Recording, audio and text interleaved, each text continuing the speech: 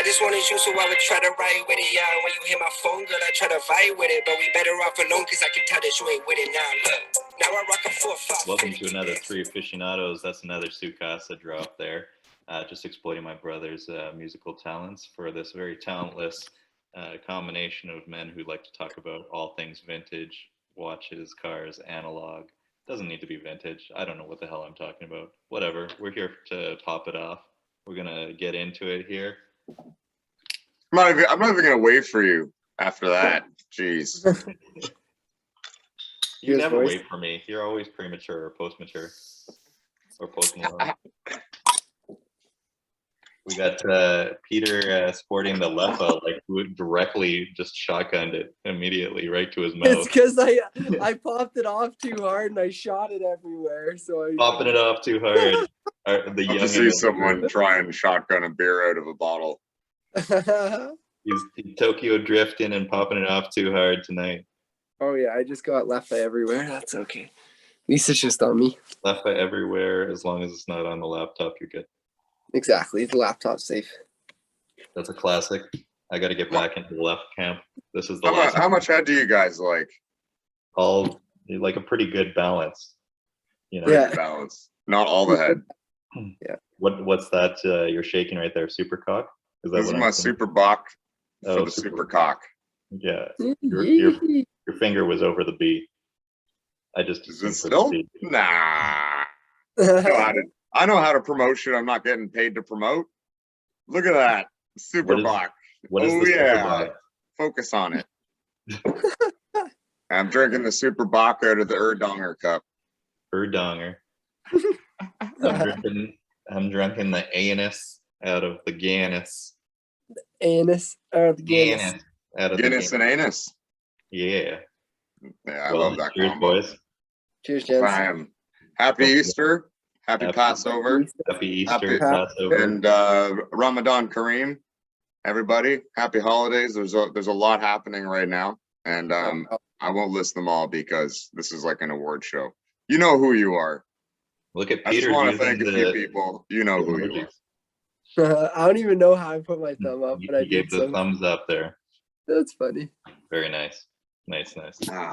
So today we're going to get into a little bit of watching car digesting, I would say. I don't think that there's any major reveals, but I think that we've got a few updates, and we've got Daniel packing his bags to come across the nation to come and play with my PlayStation. Hoorah. Oh, yeah, baby. Already getting the car ready to go. Do you guys want me to give you a quick 2-minute rundown on this, or do you want me to leave this for later in the segment? You let me know, Doctor. Your massive metal panel. You might as well tell us a little bit about what's yeah. On it now, buddy. You get to describe it for the actual purpose of the podcast. This is definitely okay. I'll give you a great description because this is definitely easily a two-hander kind of shaft. So this is the Dynon strut bar for the front struts on a E39 Dynon 5. That was my first real love. If I had to pick something that I had fallen in love with earlier in my years, when I was much younger, I had the pleasure of buying a 1999 E39 Dynon 5, and it was fully kitted out, full custom carbon interior. It was like still my favorite car. And then one day the timing chain came off the guide rails, which I mentioned in a previous recording, and the engine blew. So I decided to sell the car, but I kept something. Just, I pulled the Dr. Steve, decided to keep something from the car. And this is the one thing that I kept, was the front strut bar. So I'm not going to sell it. It's not up on eBay for sale. It's totally just a emotional memento. But it's a carbon fiber aluminum strut bar. Only weighs like, I don't know, 8 pounds. And it was an incredible piece of engineering. So I've been driving around that in the trunk of my car, in my Mercedes, kind of blasphemy, I suppose, in a way. And part of what I've been doing is getting the car ready by stripping everything out of the car, anything that's not necessary, dropping as much weight as possible. Because even though it sounds kind of ridiculous in a way because it is a V8 convertible. Older cars are not that heavy to begin with compared to newer cars. Just trying to strip out a brand new M4 would be just impossible. You know, you And a couldn't. Mercedes RS there. You know, That thing looks like the Decapitator. Yeah. So like I've been doing some research. There's guys who have talked about different ways to increase the well, I suppose increase the fuel economy on a vehicle by dropping some of the weight in the vehicle. And I've managed to strip almost, I don't know, almost 75 pounds so far out of the car. And that includes taking, well, no, probably, sorry, I've stripped over 100 pounds out of the car at this point, including the spare tire, which might sound crazy, but I bought a tire repair kit and I know how to use it. So hopefully I won't have to use it. I also have brand new tires with the Canadian Tire repair warranty, which is incredible because no matter what happens, they just replace the tire for free. That's part of the deal. That's two ads now. Herb rash that destroys the tire. What's that? That's 2 ads now for no sponsors. Yeah, I know, right? But I mean, right now, if you're someone who needs tires, it's a good time to buy tires before a big tire rush comes, because it always happens just at the end of spring because everyone is slow. Everyone moves slow and tries to get their tires done all at the same time in June. So if you go now, this is the best time to buy new tires, or it's the best time to just have your tires swapped because they have appointments readily available pretty much at all dealerships or any kind of Canadian Tire, Walmart, Costco place. I think you should be trying out for the next Canadian Tire advertising guy. You know, the guy in the plaid. I think that would be stiff competition because I love that guy. You know, there's something about him that's just so Canadian. He is Canadian. You know, he just nails the personality, and you know, that's stiff competition. He's a young guy. He's not going anywhere anytime soon. But other things I did was I have removed all of the floor mats from my car. And that sounds funny, but the floor mats were rubber floor mats, and I weighed them, and they were about 40 pounds to 50 pounds for all 4 of those, which is insane, right? That's almost the weight of the spare tire that was in the back of the car, which was a full-size spare on a full alloy with a Michelin Pilot Sport tire. And it said, warning, spare tire is only good for 20,000 kilometers and up to 250 kilometers per hour. Laughing like these tires are as good as the tires that I just bought for my car. So thank you, Mercedes. And then I've removed part of the rear seat. I'm going to remove the rest of the rear seat, and I'll let you guys all know how that goes by the time I get the car ready to go. But what's inspired this is the hike in price of fuel.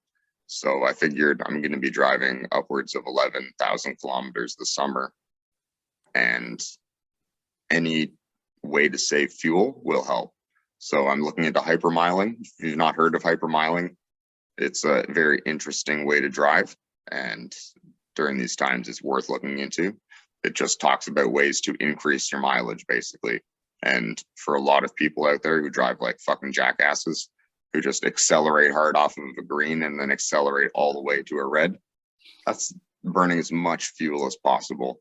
So review some of your driving habits, and you'll be able to get a lot better fuel economy out of your car. I've already gotten this car down to something like 8 liters per 100 kilometers on the highway, which is, as far as I'm concerned, incredible for this car. So that's my update. And do you guys have any questions about that? I'll throw it to the audience. We can't wait for you to arrive. But what the audience really wants to know is what's on the wrist. And what do you come out here now that you're fucking up Mercedes all the order time. of everything? You know, actually, this was not planned, but fittingly, I'm wearing my BMW watch. Yeah. And it's a quartz, so fuck reference numbers. Who gives a shit? So what I can, huh? Have you lightened this? What have you removed from it? Yeah. You don't have to. It's a quartz. It weighs nothing. So no matter how big a quartz gets, they basically weigh nothing unless it's a Victorinox Dive Master, which breaks often and it weighs way too much to wear anyways. It weighs way less when things just fall off of it. Yeah, It's way- a few grams at a time. It's just like slowly losing weight. But this is one of my favorite watches, which I would likely never sell unless like the right buyer came up and had some kind of reason why they wanted it, because it is limited edition number 330 out of 2,000 that were made. Well, 2,000 is kind of a large number.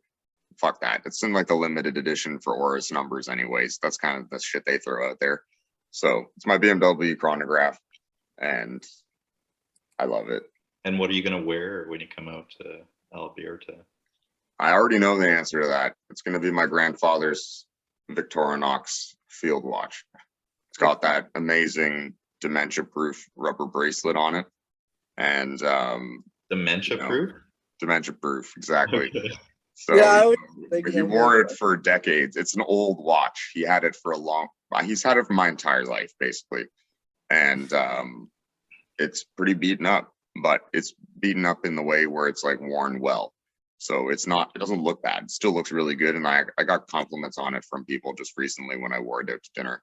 It went well with my outfit, even though it's kind of a sportier looking watch with the rubber bracelet, which I tend to shy away from for dinners. I usually go for a watch with a leather bracelet for dinner. Or if possible, a gold bracelet.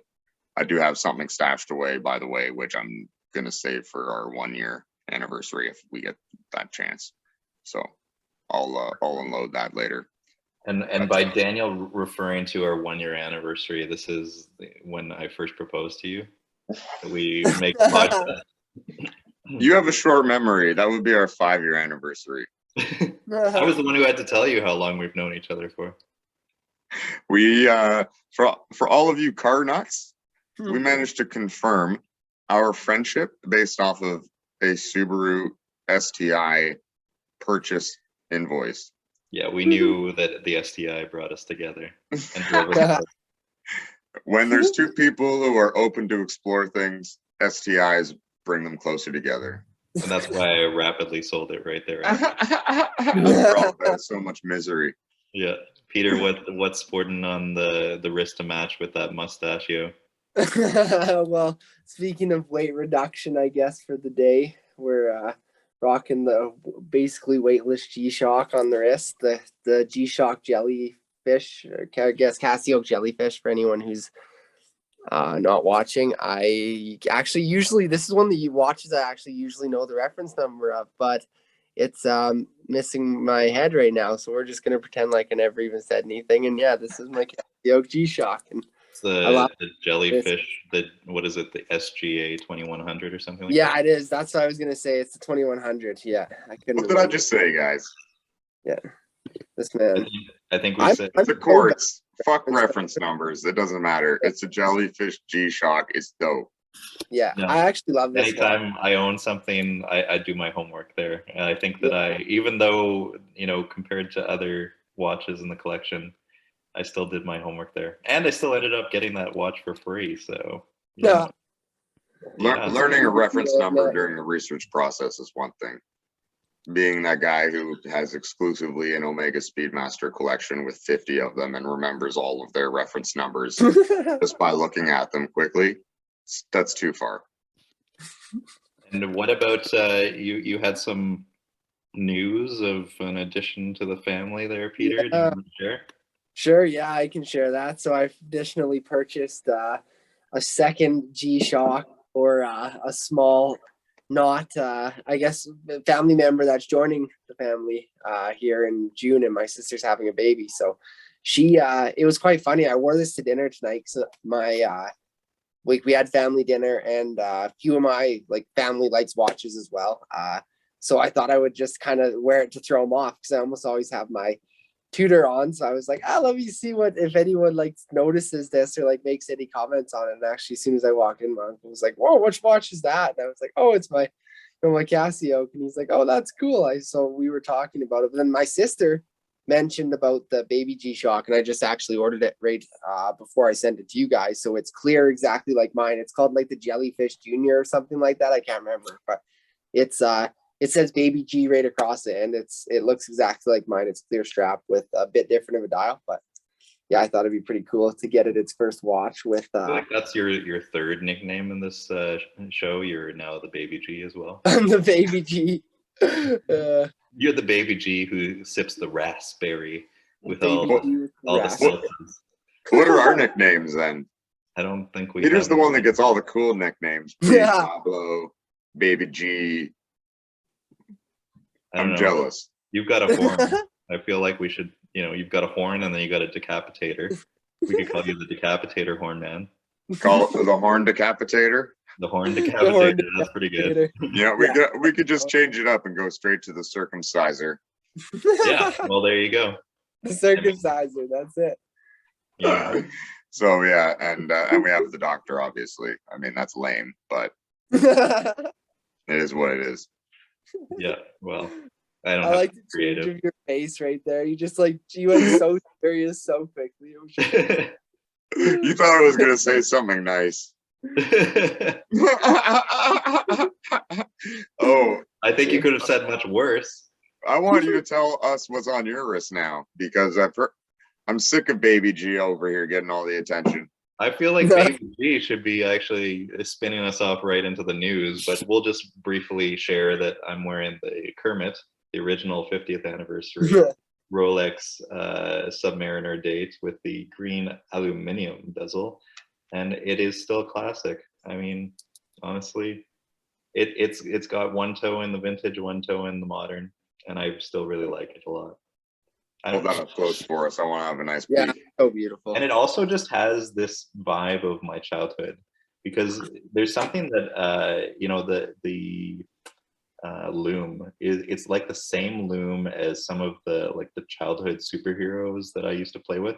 Like I remember I had a Green Lantern and all this shit lit up under the dark, and it would just look like this, and it just has that hue, and it also has like a slight different vibe from other types of loom. It's very specific to this, and it has a very unique kind of crispy roll when you roll the bezel.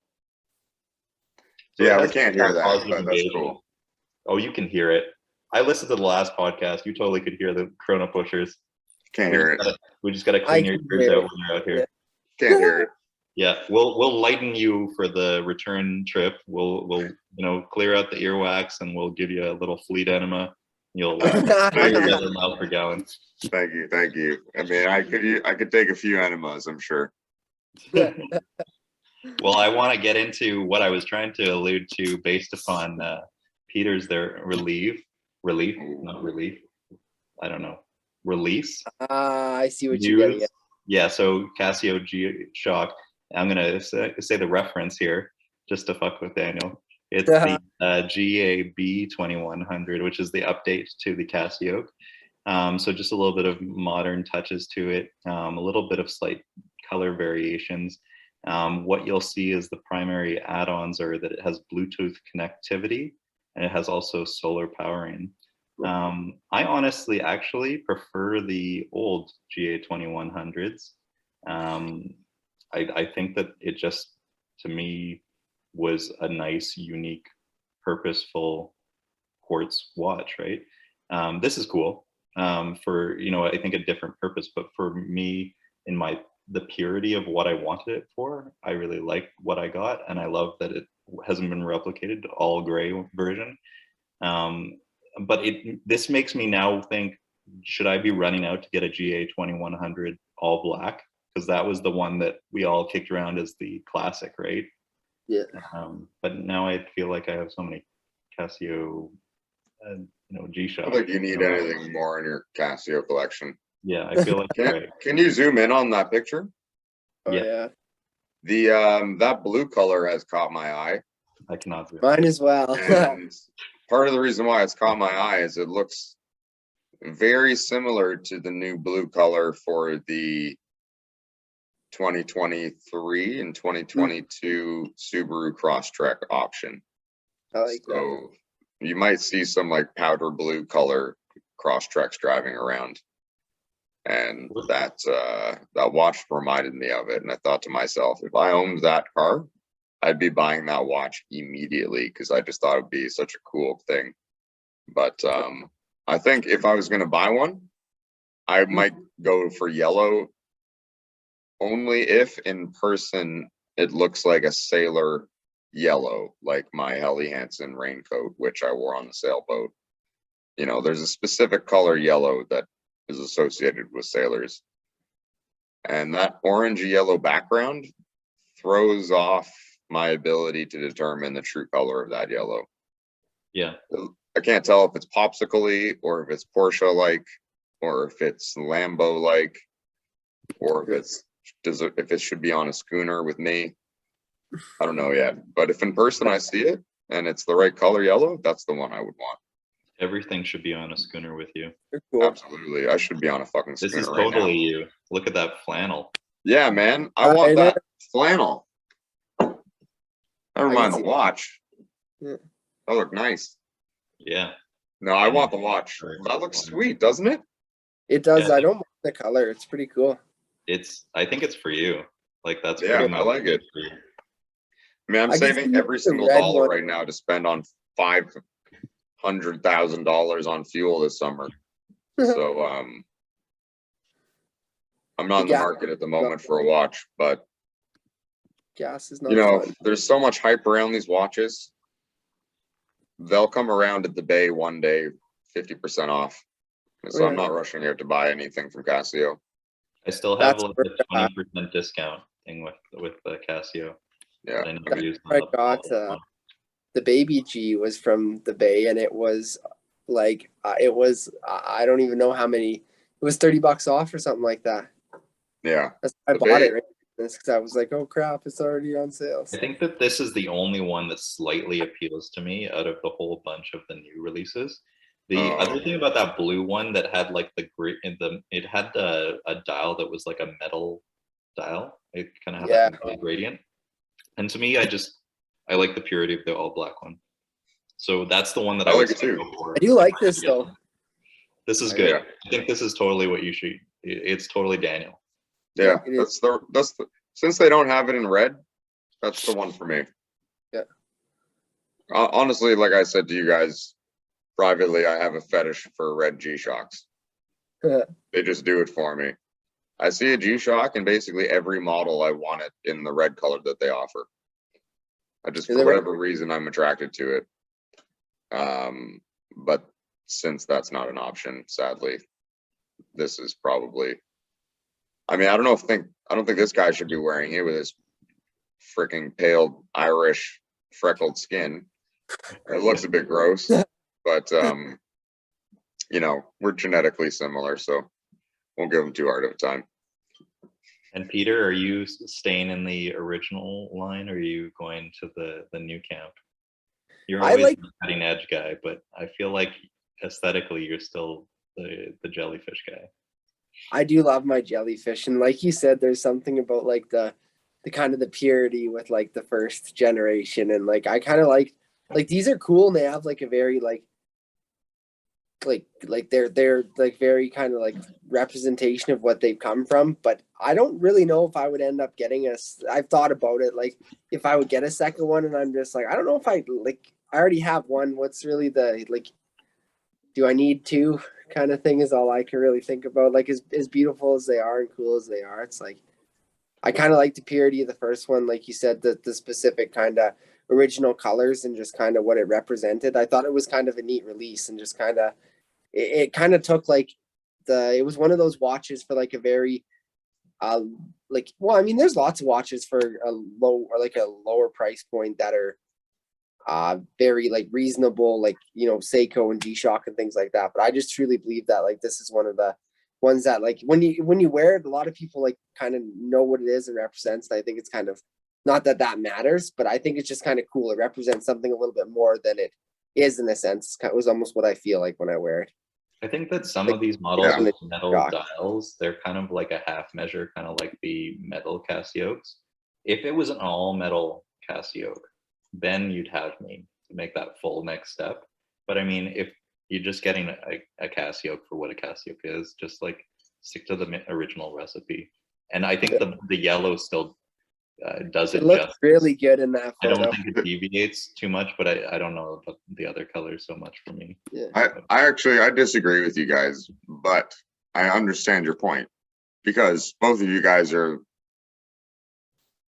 horologically oriented, but this watch is not for you. No. The watches you own are for you. Yeah. These watches are for the Apple Watch generation. Mhm. These are more utilitarian. You know, it fits if you are one watch kind of guy and you just want a simple watch that you go work out in the field with, then it makes a lot of sense. But if you're Yeah. like us, where we have a specific hole in our collection and we just want to fill holes in after we do our enemas, then we have a specific need. That's why, like, I try to keep it to the purity. But I do agree, it makes sense for certain people, but not necessarily for me. Like I said during our last conversation, everything now has to be a cell phone. So what I mean in this context is that like everything now for certain buyers has to have a minimum degree of technology built into it.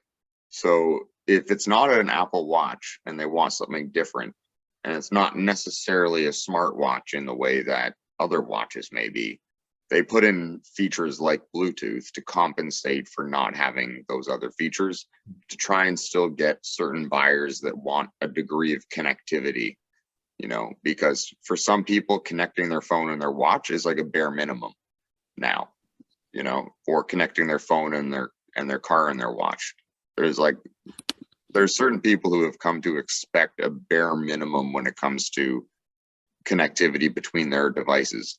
And there are a lot of people who want that watch, which is kind of like the last part of the tech thing to catch up. You know, phones, cars, computers, TVs, and all of that have been interactive for quite a long time at this point. Interactivity or interaction with phones now, sorry, I don't think interactivity is a word.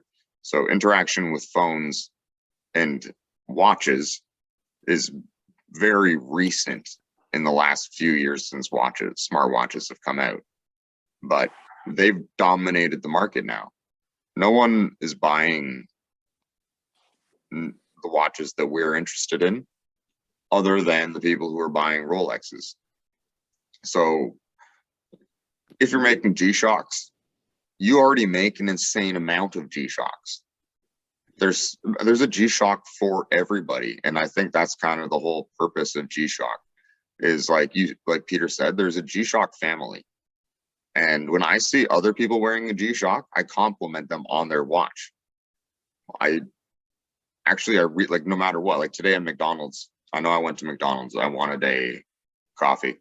So the guy behind the counter who took my order was wearing a G-Shock, one of the older, more basic ones that not too far off from like a calculator watch, but without the calculator function.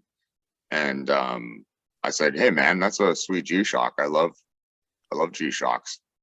But he was clearly not one of the G-Shock family guys. It must have just been a gift or something, because he looks at me, he's like, "Okay." Like, welcome I to didn't even know Toronto. what you were talking about. Welcome to Toronto, guys. G-Shock. That's You thought that you were like making some sort of gang reference. No, like, oh. but okay, well, you know, I'll follow it up because the person after me who ordered next said, "I'd like the McChicken meal," and he goes, "What kind of Mexican?" And she says, "No, McChicken," and he goes, "Okay, the Mexican sandwich." There's a Mexican sandwich at McDonald's? I have no idea. And Feel like then you she goes, making "No, something off McChicken." menu. And then she says, and then she just yells, "I need to speak to your manager." The manager shows up, is like, "I'd like McChicken." And she's like, "What's the problem?" And he's like, "I don't understand. She keeps ordering the Mexican." And the manager's like, "No, that's not an option. Are you sure He you weren't wants the ordering? McChicken meal." Are you sure you weren't ordering from Pete Davidson on SNL? Like, Like, is this a prank? Okay. Are you guys fucking with me right now? Let's go to the watch that actually does appeal to Daniel. And maybe it's not necessarily in any of our budgets, but I feel like this was one that we really should have talked about last episode, but we had so much to get through. But this is the Vacheron Constantin re-edition of the 222 from the 70s. And I think it's pretty sweet. I think it's got a really beautiful, timeless gold, all gold integrated bracelet look. And I think Vacheron has been really coming up. I think that Cartier, Vacheron have really been getting their day lately, and to me, this is pretty goddamn timeless. And I think that it does gold justice. I feel like you really wouldn't want this in any other kind of precious metal other than this. What's the price on it? I want to know first right away. This is another one of, if you have to ask, $62,000. Exclusive 62. Wow, that's stunning. It is. That's beautiful. But is it Platona stunning? Because it's not too far off from a platinum Daytona. And right away, like this literally just took my breath away. I'm like trying to figure out how I'm trying to process emotions right now. Yeah, I feel like the moment I saw this, I was like, "This is Daniel." Right there is so good. Case back. Oh, you don't get that with any fucking Rolex. No. That's why Rolex is not in the top 3. Like, there's the Holy Trinity. Vacheron Constantin is one of the Holy Trinity. And if I can be honest, they've been a watch that I've often enjoyed, but they've never been my favorite because there's 2 other watches in the top 3 that usually take my attention, like Patek Philippe, for example, just like everybody.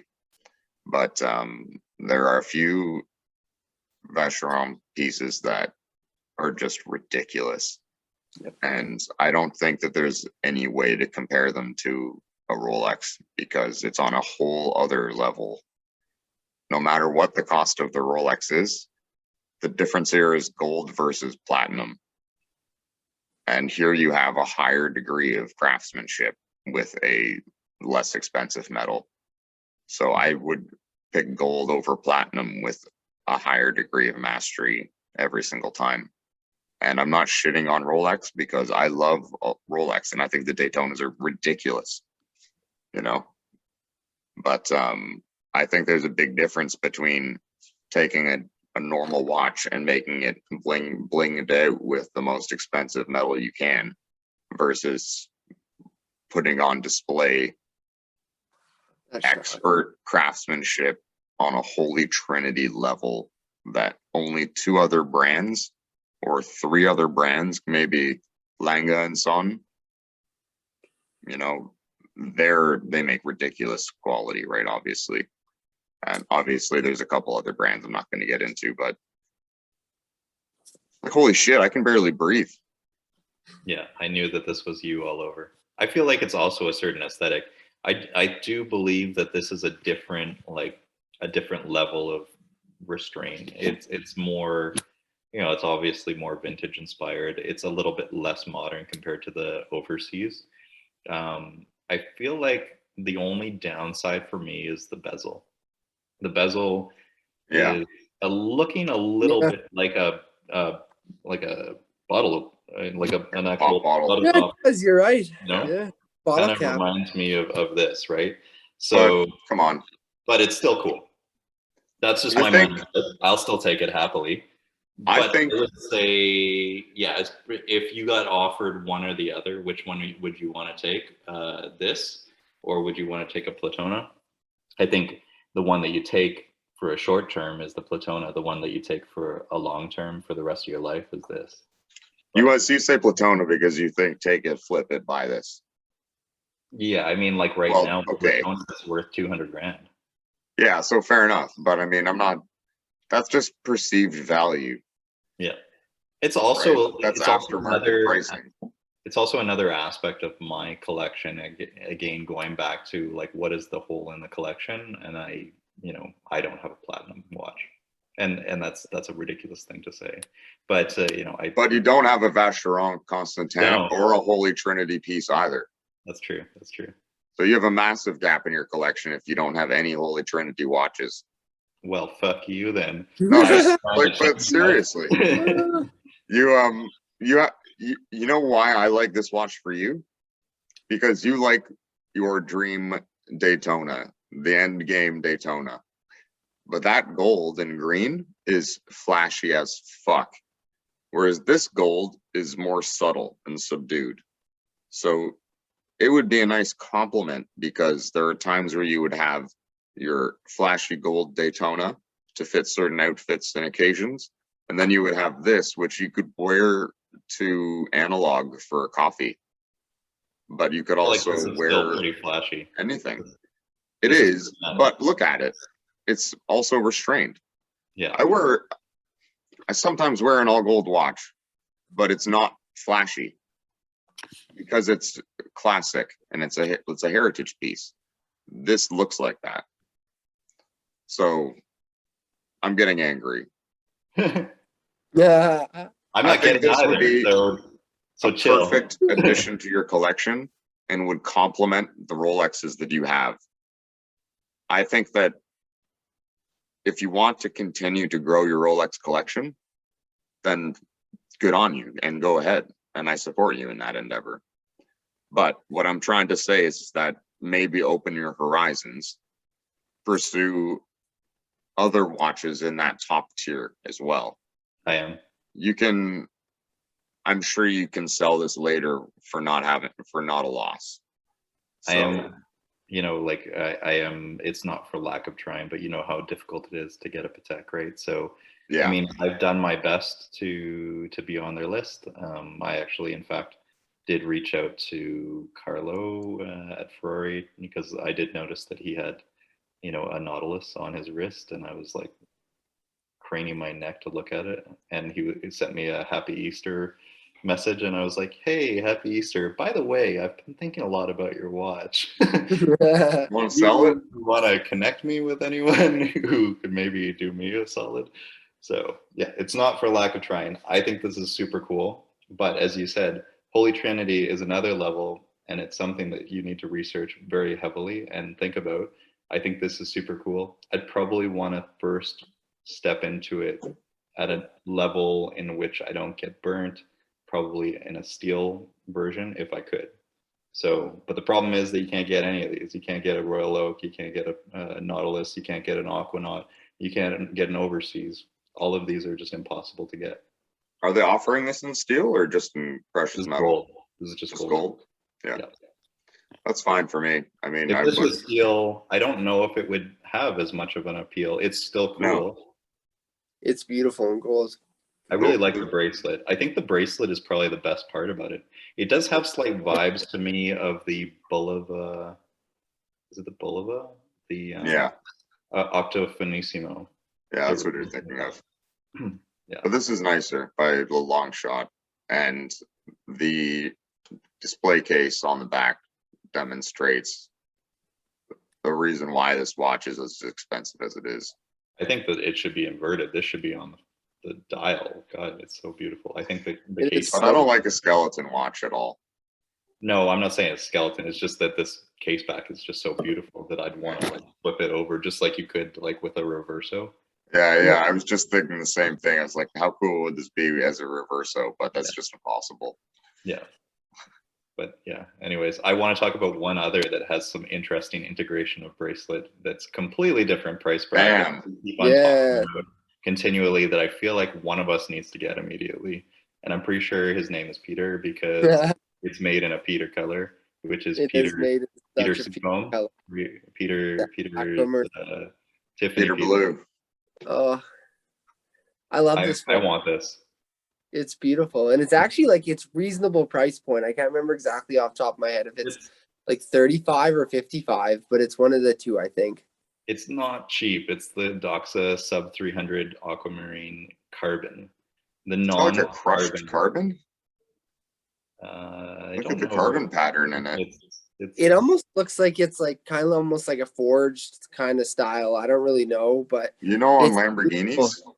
Yeah, the forged and carbon? The GR Corolla. It does look the GR Corolla. Yeah, maybe I need to get one of these to match a GR Corolla. I've looked that blue one just down you passed is very cool. The blue. Can you scroll it back down to that for a second, please, Mr. Producer, sir? I'm just trying to figure out the carbon if it's forged. Oh yeah, I see. You're liking this one? The Shark Hunter. I like that. Caribbean. I don't know about the bracelet, but I really like the blue dial and color combo with the case back with the case. I'm 100% aquamarine. So good. Daniel needs the yellow or orange. No, I want the blue, but not I don't want Tiffany blue. I want this, and I want to put a black strap on it. The one below the Shark Hunter or whatever. Go one more down. That's Look at not that. the first time that Daniel said that tonight. He wants to put the black strap on. I'm gonna put the black strap on. I actually really like this one on the black strap too. I agree with you, Daniel. Like I do love the Tiffany strap, but I think it would be nice to have both because I feel like sometimes just tossing the black strap on is just a little bit more reserved because that like as beautiful it is, that thing is like in That's your cool. freaking face. You know what I mean? Like it's so blue. Yeah, yeah. So I think that strap would be you're This right. is the problem though. 5,500 US. The dial in the case is already flashy enough. I understand the bracelet is like Formula One kind of Richard Mille style, but I think the black bracelet or strap on, like that. Can you scroll back up one? Bam. Sick. It's got like a really gradient kind of texture, right? It's weird looking. I don't like the strap itself, but you just get the image. I would put a black strap on it. I would put on a black strap on it. And everything just looks so good. Like I don't like if you take everything but the strap out of that picture, like that watch looks incredible in my personal. If this was a $3,000 watch, I'd go for it for sure. Yeah, maybe that one. Super cool. Hey, that looks like a piano with it too. It's just like it looks good in every variation. $5 USD, a lot of money. Yeah, looks like piano keys on the white dial. I'm still going with the aquamarine.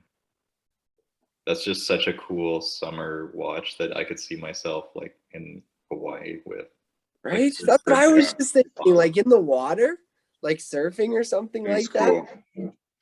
I still don't like their logo, but that's fine. I like it. The fish. I mean, I just can't get past what I see every time I look at it. Oh yeah, isn't it like? Oh yeah, I remember this now. Yeah, it looks like someone giving themselves a. Yeah, it's hilarious. But you can't see it here. It's not on the. Only you know that you're sucking yourself off. That's the key. Yeah, I guess you don't want everyone to know about that.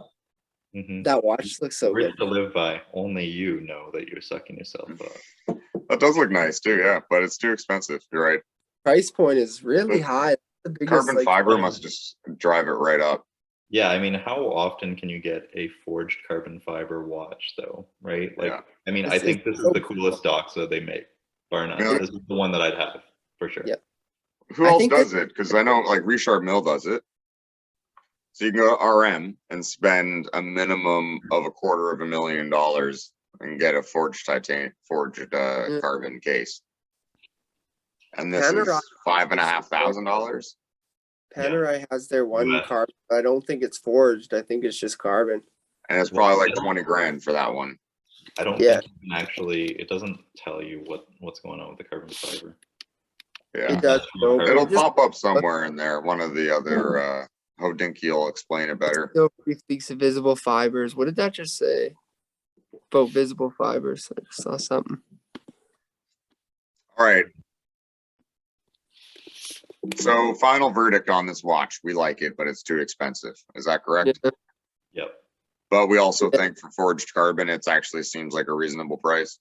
If you want a forged carbon fiber or something carbon fiber watch that's for sport purposes, and you don't have, hundreds of thousands of dollars to spend on watches, this is the one to go for. Like, I don't see any other, it's like this or an RM.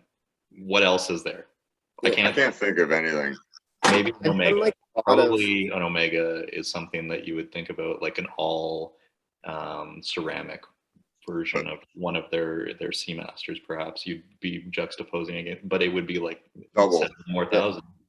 Yeah, that'd be double the price minimum. More, right? Yeah. So it's difficult because this brand doesn't carry the same prestige as some of the other brands out there, which, I mean, I don't think Richard Mille has any prestige. I think that's just bullshit. It's all fucked up. And I really don't like Richard Mille just as much as I don't like Hublot. I think they're all just Ridiculous fucking bastards. Fuck Hublot. Like fuck Hublot, fuck Richard Mille. I understand that Richard Mille makes incredible watches, but just fuck them anyways. I bet you Too there's expensive. a big bang in carbon fiber. And Hublot. this There is is a- an Sure, amazing yeah. watch for a good price based off of There's what only- you're getting. I just don't want to spend that much money on a Doxa. The Big price. Bang Unico GMT carbon. Yeah, I guess you could probably get one from Hublot. Yeah, Yeah, fuck that shit. but I'd rather the Doxa. And I'm sure that AP also makes it as well.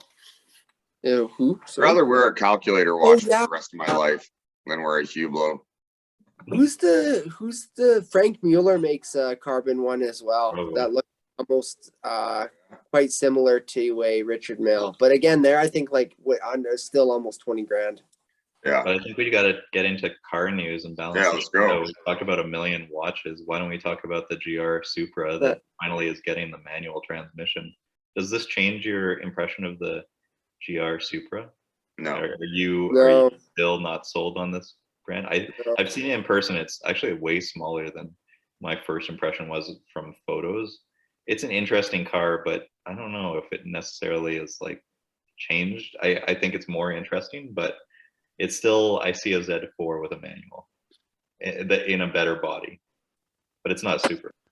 I prefer the Z4 by every standard for Really? this car, but I saw one of these today in yellow. Maybe not the GR like this, but I saw it a yellow Supra, sorry, today just on Bathurst, and I thought it looked great. I thought that looks really cool, but I don't. My beef with the Supra is the same beef that I have with the BRZ and the Toyota 86, is that I just don't think that they went far enough. You know, same with the NSX. We were expecting something to blow our minds, and they basically came out with something just decent.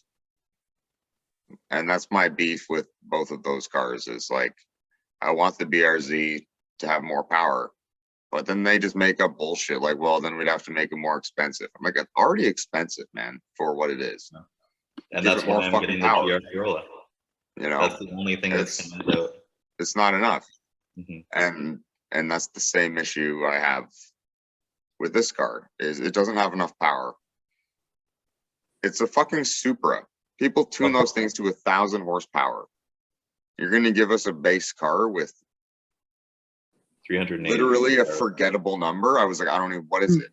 It's 380 horsepower for the higher. Give me a end. break. Well, the 4-cylinder is 280, I think. So yeah, Give me, like, I mean- that's fucking, that's embarrassing. I feel like Oh, it's my new Supra with 250 horsepower. the level What? of interest goes GR Corolla, GR 86, and then Supra for like what actually interests me the most. And that's not based upon budget or price, but you'd think that it would be the opposite. You would think that it would be like your number one should be your flagship, which is supposed to be the Supra. Yeah. So Yeah. give me the one with an indestructible engine that isn't made by BMW. And nothing Yeah. against BMW, but come on, that's the reason why people loved Supras, is that they were, you know, tanks. They would Yeah. take 1,000 horsepower and they would just keep going forever, no matter what you threw at it. So, I mean, that's the issue. I feel like that was like, why, of all the things to collaborate on with BMW, why is it that the engine is coming from BMW? Well, Toyota and BMW have engine agreements. They work on engines together. There's co-development on their end, some of their engines, particularly diesel and hybrid engines. But so I can see why, from a business perspective, they would go to the BMW. Perhaps they thought that the BMW engine would have some kind of appeal, being a BMW engine. But I think that was perhaps a mistake, because the reason why Supra people want Supras is because of the Super Core. It's the And engine. the past Yeah. Supras have been about an engine, rear wheel drive, and 1,000 horsepower once you tune them. It's the give me the 2JZ. So, Is like, that a 2JZ? the original Supra came out with 300 horsepower. And fucking 20 years later, you're going to come out with one with 380 horsepower? That's a joke. Like, that is a fucking joke. when BMW comes out with an M5 in the same period of time, they go from 400 to 560 horsepower in the same model, right? I was expecting something like that with the Supra. Yeah. But because they can't outperform the Z4 platform that it's built on, they can't up the power out the factory. It can't be faster than the Z4. And that's its fatal flaw. It's not that it's a BMW engine. It's that it has a direct rival with a luxury brand.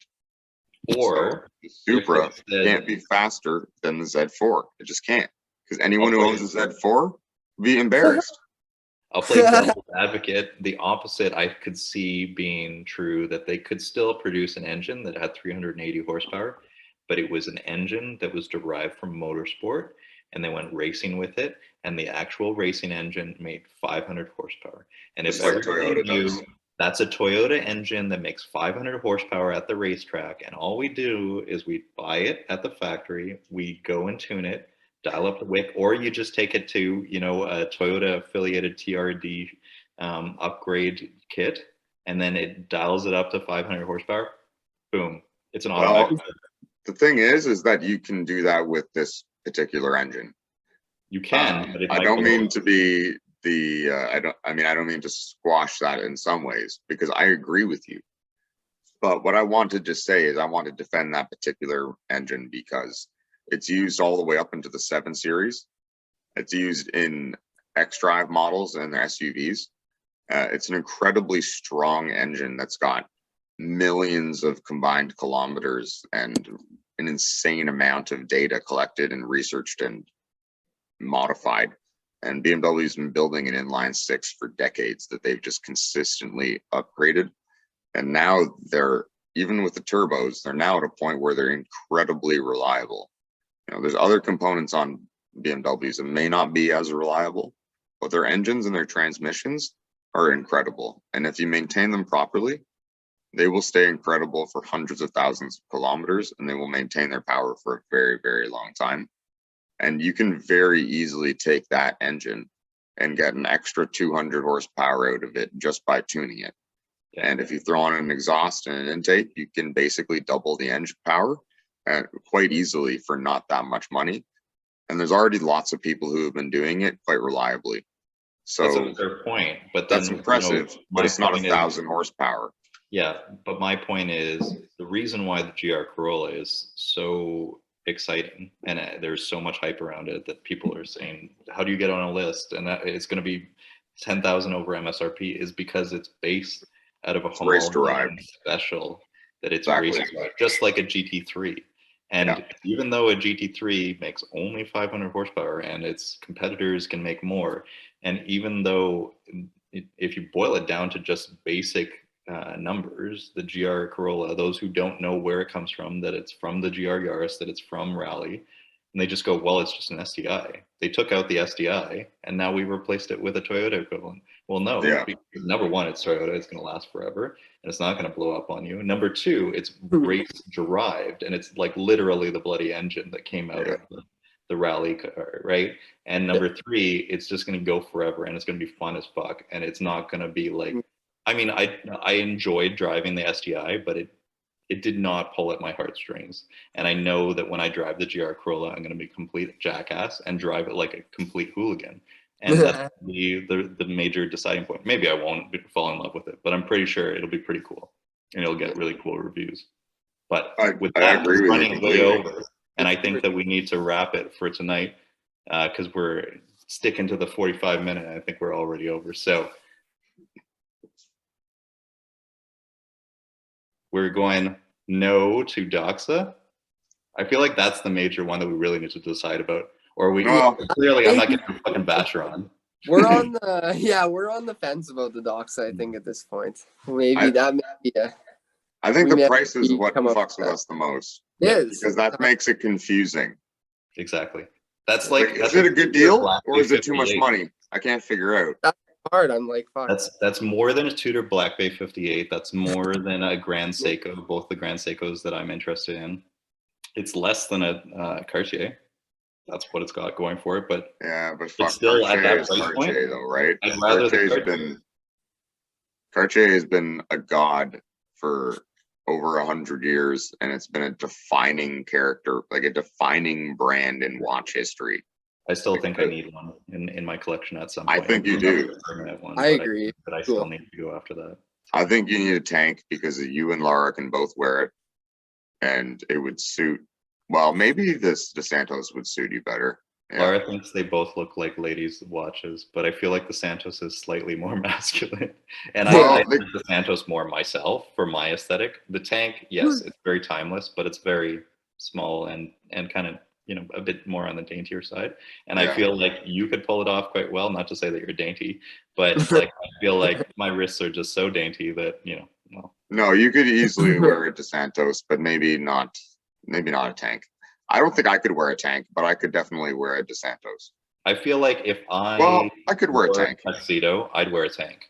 But when the fuck am I wearing a tuxedo? Oh, you're a doctor. When aren't you wearing a tuxedo? I'm always wearing a tuxedo in my mind. Yeah. Every time I get my GT2, my bow tie, ready to go. Clickety I've got clack. my tuxedo under my wetsuit with my Doxa, my Cartier. And Got then a my big fashion Doxa on one there. is just buried up my butthole. But I always take it out before and give myself a fleet enema to make sure that I reduce weight savings and get the most mileage as possible. Now that is a new safety deposit box. And that's what we're ending on. Good night, boys. Peace Good night. out. Take care.